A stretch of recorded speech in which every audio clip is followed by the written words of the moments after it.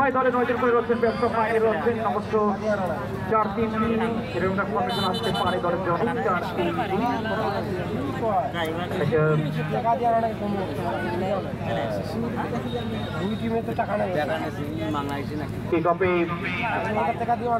ধন্যবাদ জন্য ইতিমধ্যে দুই দলের খেলোয়াড় দিতে পারছি আমরা। আছেন লালমনিরহাট দলের দুই ফোনে নিখুঁত আছেন, বিশেষ করে আইকে আজকে এই মাঠে নতুন খেলেন আইকে, তার সাথে রয়েছেন গত ম্যাচের খেলোয়াড় সেই আরেকজন নাইজেরিয়ান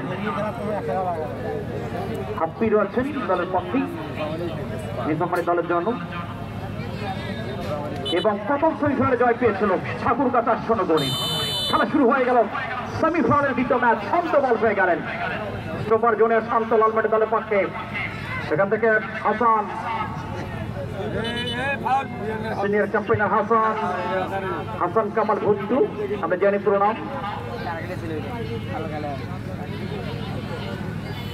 যারা এখনো পর্যন্ত বাজার বিভিন্ন জায়গায় ঘোরাফেরা করছেন, মাঠে এখনো পর্যন্ত অবস্থান করেননি, আসছেননি, অতি সত্য টিকিট কাটাতে কারণ মাঠে আসুন। আজকে কিন্তু উত্তাপ রয়েছে খেলার মধ্যে, 100% হাই ভোল্টেজ ম্যাচ।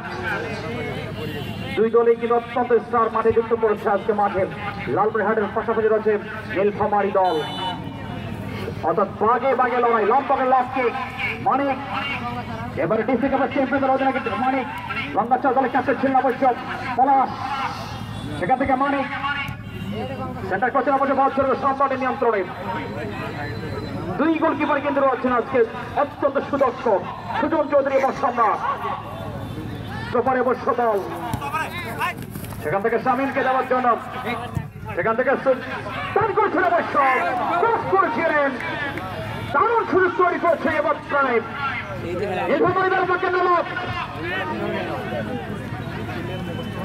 বাংলাদেশ সেনাবাহিনীর ফুটবলার এই দল ঢাকা মুক্তিযুদ্ধের সঙ্গে একসময় খেলছেন ঢাকা মাটি এবং নীলফামারী জেলা শুধু নীলফামারী ফুটবল একাডেমি দীর্ঘদিন ধরে খেলে যাচ্ছে এই দল। এবং গত বছর আন্তর্জেলা ফুটবল টুর্নামেন্টের ফাইনাল খেলায় এই দল গোল করছিলেন, দুর্দান্ত গোল করছিলেন সেই বদর গোল রাধানগর হাই স্কুল মাঠে। হাপ্পি শট করছেন অবশ্য, এখন পর্যন্ত সেটেল করতে পারছেন হাপ্পি।